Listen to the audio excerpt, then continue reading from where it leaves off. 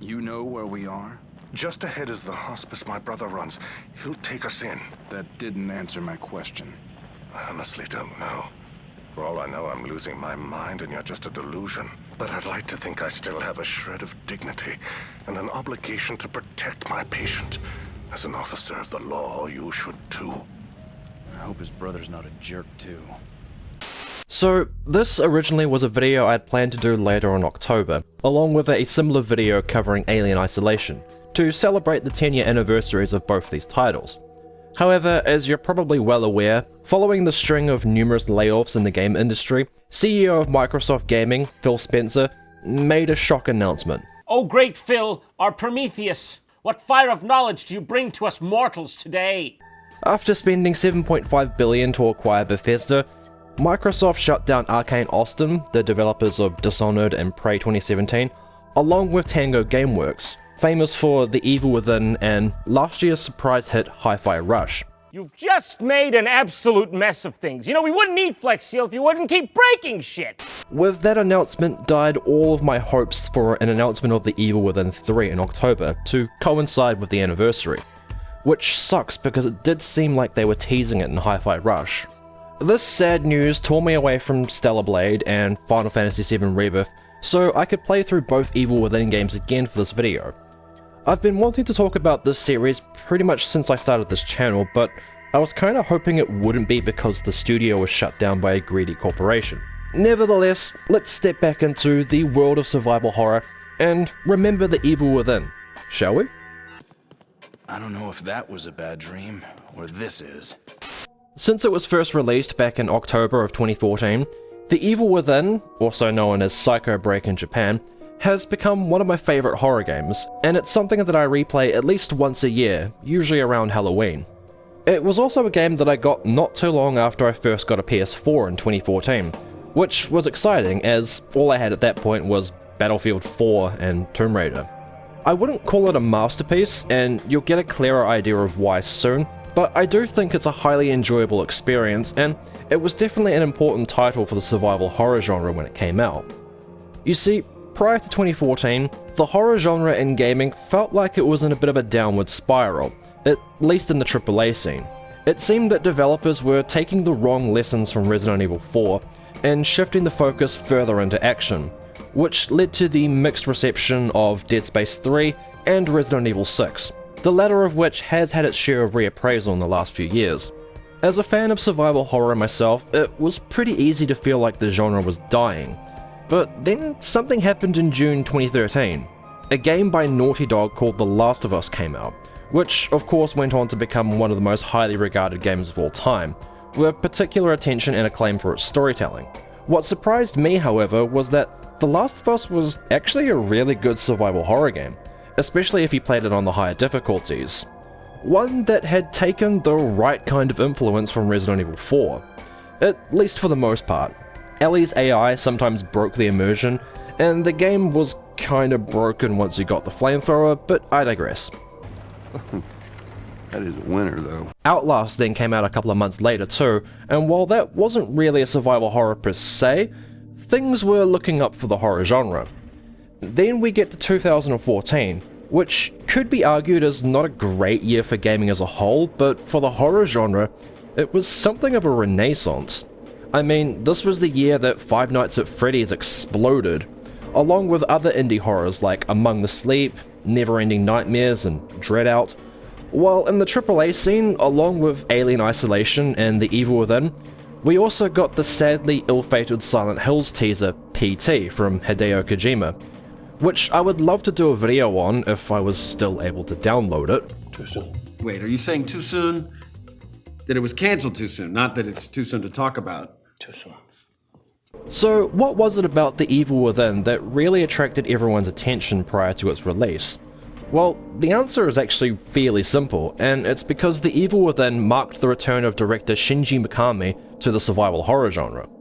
If that name sounds familiar, and it should, this is the guy responsible for creating the Resident Evil franchise, directing both the 1996 original and its 2002 remake, along with one of the most important games of all time, Resident Evil 4. After directing RE4, Mikami put the horror genre behind him as he directed a beat-em-up called God Hand in 2006, and a stylish shooter called Vanquish in 2010. He served as the creative producer for 2011's Shadows of the Damned, which had gameplay reminiscent of Resident Evil 4, along with a soundtrack by Silent Hill's Akira Yamaoka, but that was mainly a zany action game with Suda 5-1's influence than it was a survival horror game.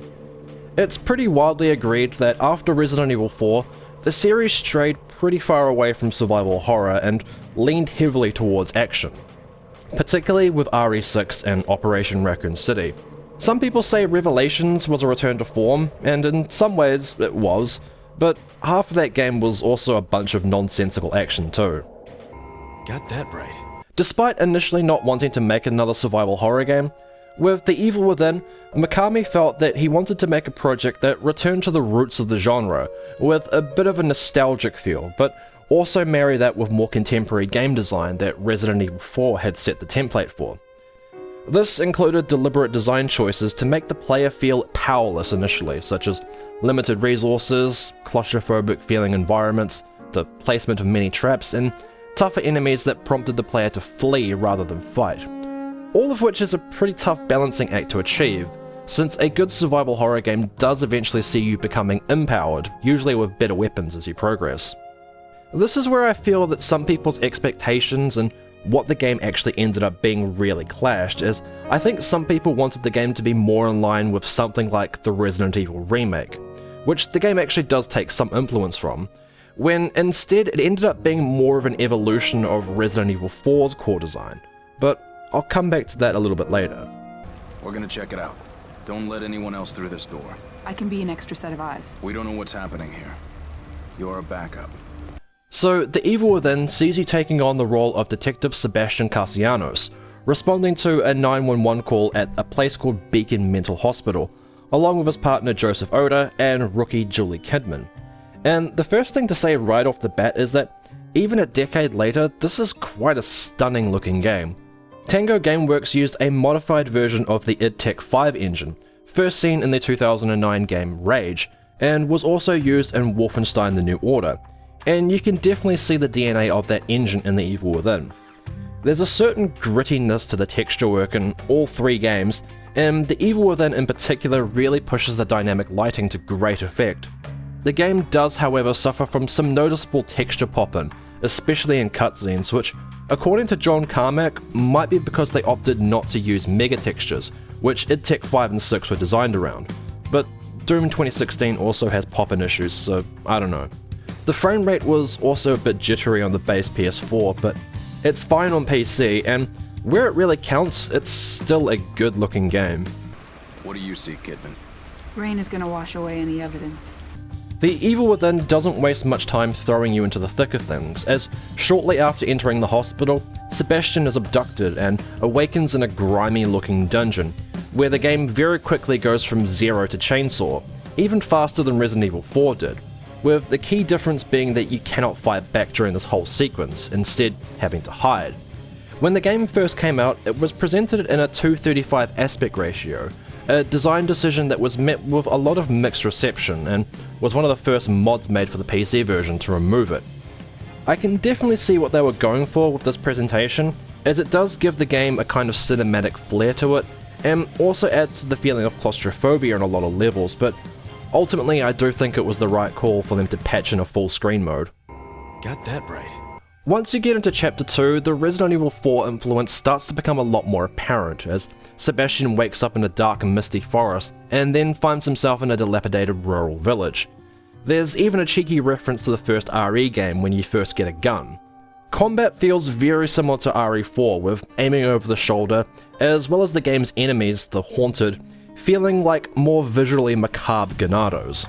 What you will soon notice, however, is that The Evil Within is a lot more stringent on resources than Resident Evil 4.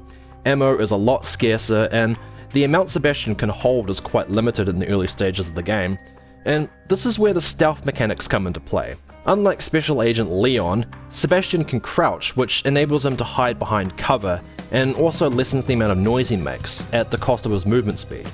This also opens up opportunities for stealth kills, which are very useful for conserving ammo and prevents you from being mobbed by groups of enemies. A very similar stealth system made its way into the Resident Evil 4 remake as well, as you might recall. For the first couple of chapters at least, the game very strongly encourages you to take the stealthier approach due to how underpowered you are. If you take the more aggressive approach here in Chapter 3, it all quickly descends into a large-scale skirmish, very reminiscent of the one from the beginning of Resident Evil 4, but unless you know what you're doing, you're at a much greater disadvantage. This works quite well at heightening the Evil Within's oppressive horror atmosphere, as the game makes quite an effort to try and keep you unsettled, even in locations that would be deemed safe in other games. The hospital wing that Sebastien frequently travels to throughout the game to save and level up seems to take a page out of Silent Hill 4's book, with a number of different haunting sequences at key stages of the game. The game also takes some influence from Silent Hill in the ways in which the environments that Sebastien explores will drastically change around him. Sometimes the world will decay into something visually similar to the other world, and other times there are more creative ways that Sebastien will be thrown into a new location, often at random and seemingly with no clear reason, which was an intentional design choice. Wait, I've seen that house somewhere. There's a great horror sequence in Chapter 9 that sees you exploring a mansion that feels like a very deliberate callback to the first Resident Evil. The goal is to venture through the mansion and solve a number of small puzzles in order to unlock a large door in the main hall. There's only a small handful of regular enemies here which aren't a problem to deal with. However, throughout this level, the main villain Ruvik will frequently appear at random to pursue you, prompting you to run away and try to hide since it's a quick game over if he catches you. What the fuck? Once the game does start moving into a more combat-focused feel, the gunplay is quite a lot of fun. All of the guns have a great sense of impact as enemies react to being shot in different areas, and in true Shinji Mikami fashion, the headshots have a wonderfully crunchy feel to them, especially when using the shotgun. Some of the gore effects are rather nasty too, with the pistol being able to blow off pieces of an enemy's head as they shamble towards you, and just like Leon, there's some creative ways Sebastien can be killed. One of the coolest weapons in the game is undoubtedly the Agony Crossbow, which hilariously Markiplier missed the pickup for twice in his playthrough. Found in Chapter 3, this crossbow has multiple ammo types with different effects like an explosive bolt, a stun bolt, a freezing bolt, and even an electricity bolt.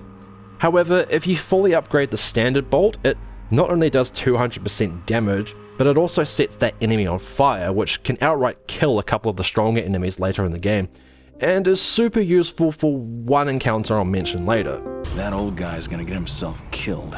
On a first time playthrough, The Evil Within is definitely a lot harder than Resident Evil 4 was, which is part of why I've always really enjoyed playing it. In a lot of ways, the gameplay feels like a more natural evolution on Resident Evil 4 than Resident Evil 5 was. Not only are enemies generally quite tough and ammo is fairly scarce, but the game also loves to litter the environment with traps like tripwire mines and proximity bombs. These obviously can be used to your advantage when you know what you're doing, or you can also salvage them for parts needed to create crossbow bolts. A nice little risk and reward system, as failing the minigame on the bombs backfires on you severely. Got something that might interest you. The game also greatly expands upon the upgrade system seen in Resident Evil 4, that allowed you to spend pesetas on various upgrades for your guns like firepower and increased ammo capacity. Sebastien instead collects green gel, both from fallen enemies and throughout levels, which can not only be used to upgrade his guns, but also the carrying capacity for each ammo type, along with his physical attributes like his maximum health, sprint meter, melee damage, and the healing factor. And since it's impossible to upgrade everything on a first playthrough, you really have to consider wisely how you want to go about upgrading all the various stats for Sebastien, as it can have a pretty fundamental impact on how challenging the game is. Now, while I personally love the difficulty of the game after having replayed it so many times, I'm also completely willing to admit that some of the ways in which The Evil Within handles its difficulty isn't perfect and a little bit bullshit at times, particularly on a first time playthrough. There are a lot of ways in which the game can kill you very quickly that can kind of seem unfair, whether that be a hidden trap that kills you as you're running away from something, or how quick the game can sometimes unceremoniously throw you into fights with really tough enemies that you're just not prepared for. I think the pacing with how the action in the game escalates is a little bit too quick, given how the first few chapters are a bit slower paced with smaller groups of enemies and lots of room for stealth to make up for how under-equipped you are. But then Chapter 4 onwards literally starts throwing you into the deep end with bigger combat encounters with lots of enemies. I mean, yeah, you could argue that Resident Evil 4 escalates the action even faster, with the first village battle going from zero to chainsaw, but Leon is able to carry a lot more stuff than Sebastien from the get-go, so it kinda balances out. I mean, I don't think I've ever seen anyone run out of ammo during that opening village fight. Where's everyone going? Bingo? And like I just said before, how you go about upgrading Sebastien has a really fundamental effect on how difficult the game can be on your first playthrough, as it's almost impossible to know which stats are the most optimal to upgrade to give you an edge. Like, for starters, you'll be wanting to upgrade the sprint meter as soon as you can so that Sebastien can sprint for longer than 3 seconds, and not get stuck in an animation where he has to catch his breath. You'll also want to upgrade how many matches he can hold too, which is a mechanic similar to the one in Resident Evil Remake where you had to burn bodies to properly destroy them. This is a mechanic that I remember seemed to confuse some people, thinking that they had to burn every single corpse they found in the game and then getting annoyed when they ran out of matches, when really it's used to instantly kill downed enemies who are either playing dead or stunned to save ammo, and it's really effective for crowd control if you can lure a few of them over and set them all on fire. Hasta luego. The reason I suggest upgrading these two stats as early as possible, along with the firepower for the pistol and standard agony bolts, is because they can make a few of the game's early encounters with a creepy as fuck boss monster called Laura a little bit easier, since she can move pretty quickly and insta-kill you if you aren't quick on your feet. Having lots of matches also makes it easier to fight her, as you can burn the bodies she spawns out of just as she's spawning in, dealing massive damage and also saving ammo. And as I also said earlier, fully upgrading the standard agony bolts will come in super handy during the final fight with her due to the fire damage they inflict. It's also kinda interesting that originally, Laura was meant to be a completely different character, serving the role of the merchant from Resident Evil 4 essentially. Much like Resident Evil 4, the game does have peaks and valleys when it comes to pacing out the action and the horror. Usually after a big action set piece, everything will slow right down again, and this is where the Evil Within's horror atmosphere really shines, with great music and fantastic art direction. However, the action really does ramp up a lot in the final few chapters, with some bombastic sequences like a massive chase through the city from a giant spider-like entity, but I don't think it ever quite reaches the same levels of absurdity as Resident Evil 6 did. In terms of the core gameplay experience, I have always found it odd that a lot of people kind of dismiss the Evil Within as simply being a Resident Evil 4 clone, since in spite of a few missteps here and there, it's an experience that's a lot harder and often at times a lot scarier than Resident Evil 4 ever was. In fact, the trophy you asked for it is a particularly infamous trophy, requiring you to beat the game on Akumu mode, the highest difficulty where there's even less resources, enemies are tougher, and Sebastien also dies in one hit. No, don't risk it. But going back to what I said before, I think people's expectations clashed with what the game ended up being, as the early gameplay demos we got showcased the more stealth-orientated sequences from the game, like the opening escape sequence. It also probably didn't help that Evil Within just so happened to launch a week after the release of Alien Isolation, a game that brought back many classic survival horror elements and married them almost perfectly with the hide-and-seek gameplay style that had become popular in horror games at the time. Even Markiplier commented on how both games being out at the same time led to a lot of comparisons between the two, even though they were actually quite different games. Shit, back here again. Where the Evil Within really falters for me personally is with its storytelling, but not necessarily the story itself. The presentation and production values are really good, and there's some really great voice talent behind the characters. Sebastien is voiced by Anson Mount, Kidman is voiced by Jennifer Carpenter, Yuri Lowenthal, aka Spider-Man, voices Joseph, and the antagonist, Ruvik, is voiced by Jackie Earle Haley, who you might remember as the reboot Freddy Krueger. On a first-time playthrough, the Evil Within is very confusing, and the ending left a lot of the story ambiguous. The simplest way to describe the story is that it's essentially a horror version of The Matrix. All the characters are connected to a machine called STEM, and everything they're experiencing is disjointed memories primarily influenced by the villain Ruvik, although everyone's memories and fears are contributing in some way. Where do you suppose we are? More like when? This architecture seems straight out of the Middle Ages. Yeah, but there's electricity. Elevators. This place can't be real. It's like jumbled up memories. Because everything takes place within Ruvik's mind, as Mikami put it, memories don't come to you in chronological order, which is why Sebastien is constantly being transported to different locations throughout the game, and why many things don't make sense both to you as a player and to the characters. This is all well and good, except that the ending leaves a bit too much of the story ambiguous, particularly with what the hell STEM even is, how Sebastien ended up there in the first place, along with the motivations of other characters, particularly Julie Kidman, who shows up and then disappears at key points throughout the game. This is where the DLC chapters come in, as playing through the assignment and the consequence are paramount to making any kind of sense of the story. These two DLCs see you playing as Julie Kidman, who is revealed to be an operative working for the organization called Mobius, who used Ruvik's research to create the STEM program, and they want Kidman to retrieve a mental patient called Leslie from inside STEM, before Ruvik is able to use him as a host to escape from the system. It's once you play through Kidman's story that the entire story starts to make sense, and why Sebastien was involved in the first place. If you pay attention, there's a blink and you'll miss an appearance of Sebastian's wife Myra, who was believed to have gone missing. There are still some issues with the storytelling though, as the ways in which it tries to sync up with Sebastian's story can be a bit awkward and feel a little bit unnatural, like suddenly she's just there without much explanation. But there are a few cool moments that are reminiscent of Resident Evil 4's Separate Ways chapter, where you can see Sebastien from a distance, similar to how Ada could observe Leon from afar. Oh shit. What could have done this? These two DLCs were also a lot more horror focused, with stealth gameplay making up the core experience for most of the runtime, though there is action particularly towards the end, and I thought it was kind of funny that Kidman's posture is very similar to Leon once she gets a gun. There are some creepy sequences throughout the DLC, including one where you have to navigate a pitch dark room with nothing but flares, which reminded me of playing those old Alien vs Predator games, as well as a couple of entities that pursue you at various points.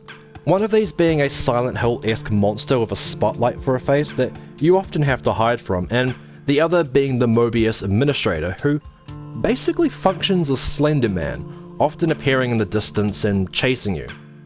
There is also a really creepy Easter egg in the assignment where Laura briefly appears that I actually never noticed for quite a long time. Upon completing each DLC, you also unlock a new difficulty called Kuriyami mode, which plunges everything into total darkness, leaving you with only the flashlight to guide your way, which is a pretty cool idea for an extra challenge. Overall, these DLCs aren't as difficult as the main campaign though, and there are a few instances where things feel a tiny bit rushed, but as I said, they really are necessary for you to get a better grasp of the whole story. Even though some things still aren't quite explained, at the end, you do get the impression that the developers knew exactly what they were doing. I hope you find what you're looking for. There was also one more DLC, The Executioner, which was mostly a kind of goofy and arcade-style brawler that isn't super important to the whole experience of The Evil Within, although it does clarify a few things about how STEM works and that Ruvik did in fact escape inside Leslie at the end of the game. It's pretty silly, but there is some fun to be had, and the executions are pretty cool. Ah, I get it, The Executioner. But I don't know if I would call this DLC essential. As I said at the beginning of this video, while I don't think The Evil Within is a masterpiece, it has nonetheless become one of my favourite horror games to replay every year. It still looks incredible, the atmosphere and art direction are stellar, and I really enjoyed the ways in which it evolved the gameplay of Resident Evil 4. It's definitely a weird game, and I can understand why the reception was a bit divisive, especially in a year like 2014 and releasing within a week of Alien Isolation. Did I just imagine that? No. That was... What was that thing? Was that real or all in my mind? So, when The Evil Within 2 was announced 3 years later in June 2017, the news of a sequel was an unexpected surprise to me. And to be completely honest, it kind of flew under my radar that year, since I didn't end up playing it until like a year later. And it seems like it flew under a lot of people's radars too, since according to a few sources online, the first game sold around 4 million copies, whereas the sequel sold about 1 million, which is kinda sad, but I think I can understand why. I mean, for starters, there wasn't much of a gap between its announcement and subsequent release for it to generate much hype. But also, 2017 was a pretty packed year full of some massive releases like Breath of the Wild, Horizon Zero Dawn, PUBG, Destiny 2, Crash Bandicoot Insane Trilogy, Prey 2017, and who could forget Dead or Alive Venus Vacation. That can't be right! In the horror scene, there was Red Barrel's completely bonkers Outlast 2, which is probably one of the more disturbing games I've ever played. Oh, and 2017 also saw Resident Evil 7 completely revive that dying franchise, much to, I think, everyone's surprise. So it kinda makes sense why The Evil Within 2 was buried in the crowd of 2017 releases, which is honestly quite a shame because it's actually a really damn good sequel and improves upon the first game in a lot of ways. There's a lot going on that you don't know about. So with The Evil Within 2, Shinji Mikami stepped down from directing, but oversaw and produced the game, with John Johannes taking over as director. One of the team's main goals was to address the criticism aimed at the first game's story, not only with how confusing it was, but also to put more emphasis on Sebastian's characterization. In the first game, Sebastian didn't really have too much agency in the story. He's just kind of in the wrong place at the wrong time, and unless you read the few journals you find about his past, you don't really learn too much about who he really is. So with The Evil Within 2, they really wanted to make the story a lot more character-driven and more personal to Sebastian.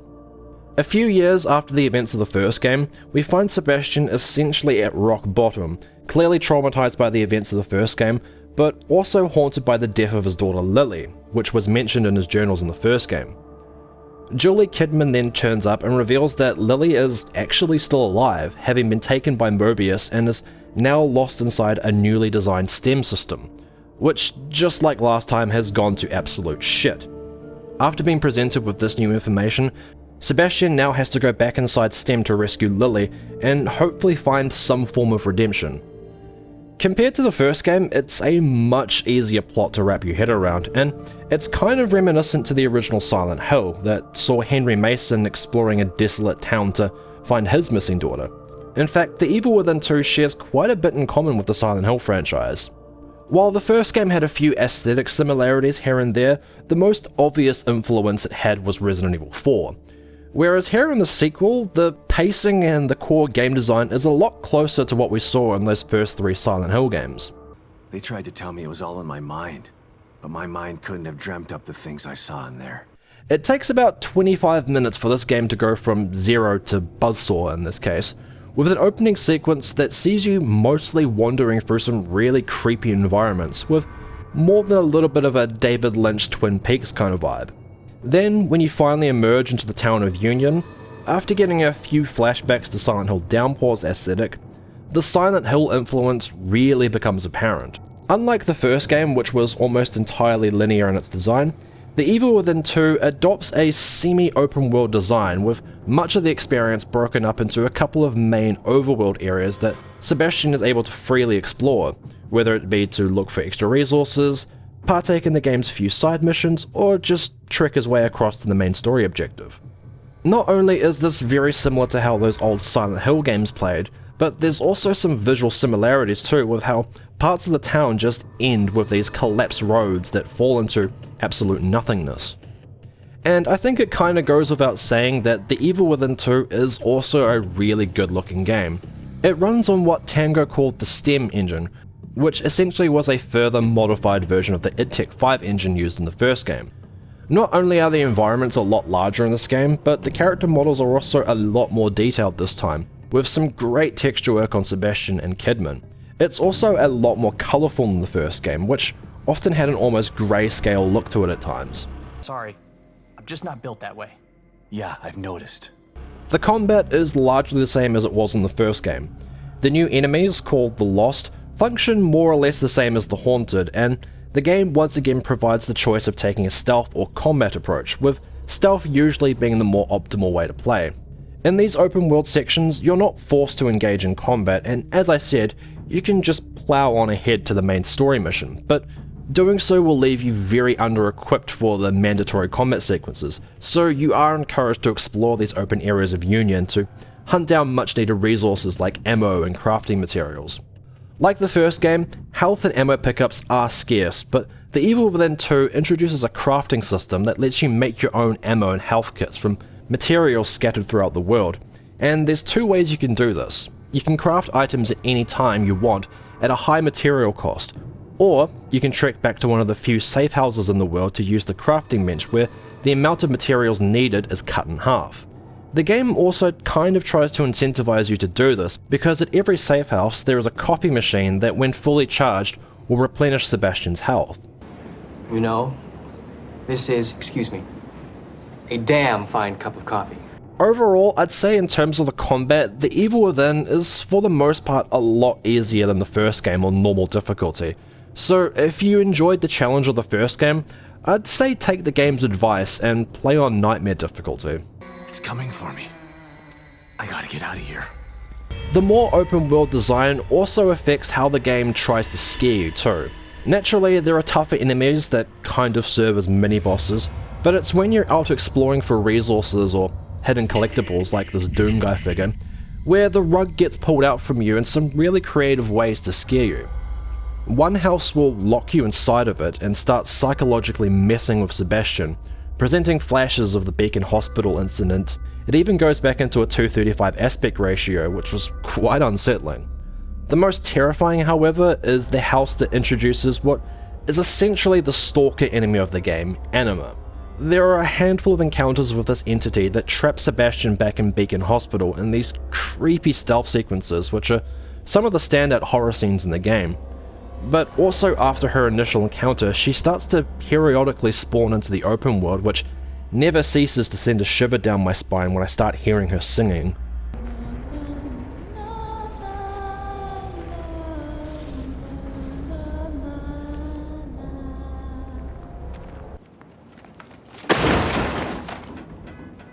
While the more open world design does make up a good chunk of the experience in The Evil Within 2, there are still a number of more linear sequences that are much closer to how the original game felt.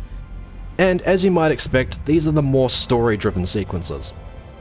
Now, as I said before, the story of The Evil Within 2 is a lot easier to understand, and I do think that Tango Gameworks achieved their goal in making the story a lot more personal and emotional for Sebastien, even though it did take a little bit of getting used to his new voice actor, who kinda sounds like a discount Robin Atkin Dawes.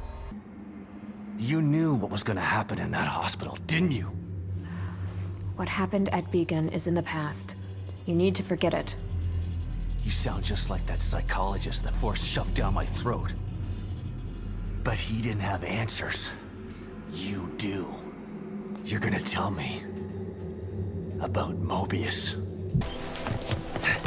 Dogs of war for 9 whole years. That ends today.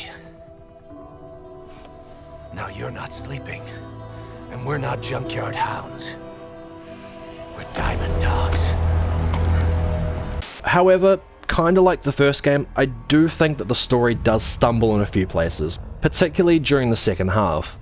In the first half of the campaign, the main antagonist appears to be a serial killer artist called Stefano Valentini, who I'm surprised wasn't played by Troy Baker. He's very extravagant with clear delusions of grandeur, and the game creates some really interesting horror sequences based on his obsession with art that make him a really entertaining villain. But then at the halfway point, you put him down, and then the game pulls the old plot twist that he was actually working for another evil mastermind the whole time, who ends up just being a religious cult leader called Father Theodore. Again, kinda similar to Silent Hill 1, and honestly, he's just so fucking boring. Oh my god, he's so boring. So boring. Most boring man in America. And that's him trying to be interesting. That is spring break, Teddy. The whole evil cult storyline in Silent Hill was always my least favorite part of those games too. So the main antagonist of The Evil Within 2 just being a cult leader, in my opinion, is about the least interesting thing they could have done with the story. And he doesn't even get his own boss fight, he's that boring of a villain. Instead, throwing you into a mini boss rush of the first game's bosses, which admittedly was pretty cool. It just felt like a bit of a misstep with the story, since the end of the game has Sebastian's wife Myra briefly become an antagonistic character, which to me is a much more compelling idea with which to emotionally torment Sebastian. But with that said, when it all comes together finally, the last hour or so of the game genuinely delivers with some emotional gut punches, and the ending gives our boy Sebastian a satisfying conclusion to his story. My trusty revolver. Haven't seen you in a long time. The Evil Within 2 certainly didn't reinvent the wheel when it came to survival horror games, and like the first game, it does stumble in a few places, but ultimately I think it is a really damn good sequel to a game that I honestly never thought would get a sequel in the first place. And it's what makes the closure of Tango Gameworks especially sad to me, because I really wanted them to make one more game for this franchise, and I thought that with this year being the 10th anniversary, it would be the perfect time to announce a third and final game. But wait, hang on Mike, didn't you just say a paragraph ago that The Evil Within 2 gave Sebastian a satisfying conclusion to his story, I hear you ask? Why would you want them to make The Evil Within 3 then? It's true, The Evil Within 2 does give Sebastian an ending I think he deserved, but it didn't necessarily end the entire story, as there are still some unresolved threads from the first game still hanging. The Executioner DLC confirmed that Ruvik escaped from STEM using Leslie as his host, which means that he's still out there somewhere doing God knows what. If you collect all the photo slides in The Evil Within 2, you unlock an extra conversation with Kidman, who reveals that Joseph Oda, who was believed to have died in the first game, is actually still alive. As for who I think you would have played as in The Evil Within 3, the obvious answer to me would be Kidman. It just makes the most sense. She was the protagonist of the first game's DLC chapters, with her involvement in the story being vital to making any kind of sense of it. And then in the second game, despite getting to play as her very briefly near the end, she takes more of a backseat role in the story to help Sebastian, as she refuses to re-enter STEM with him due to the trauma she experienced in the first game. Her being forced to go back into STEM and face her trauma in The Evil Within 3 would have been a great starting point. There's still a lot about her character and her past that we don't know about too, and since the STEM system seems to project horrors based on people's memories and fears, it'd be perfect to give her a more personal story like they did for Sebastian in The Evil Within 2. I also just think that a lot of the best protagonists we've had in survival horror have been women, going all the way back to the original Clock Tower, through to the likes of Claire Redfield and Jill Valentine in Resident Evil, and of course Heather Mason in Silent Hill 3, so it could have been really cool to see Kidman take the spotlight for the third and final game. According to an article from 2021, the Evil Within IP was re-registered for continued use in August 2020 by ZeniMax, the parent company of Bethesda, which seems to suggest that a sequel probably was in the early stages of planning. But with the closure of Tango Gameworks, I think it's extremely unlikely that Microsoft will want to do anything with the IP, since there's no way they could turn it into a shitty live service multiplayer game. Too bad. You could have been a great cop. Anyway, with all that said, this has been my earlier than planned retrospective on the Evil Within series. If I had to pick a favourite out of the two games, I would have to say that the first game is definitely my favourite, but I would still highly recommend you check out both games, especially if you're looking for something to scratch that survival horror itch while Capcom decides which Resident Evil it's remaking next. If you also played the Evil Within games, do leave your thoughts in the comments, and as always, stay safe out there everyone, and I'll see you all in the next video.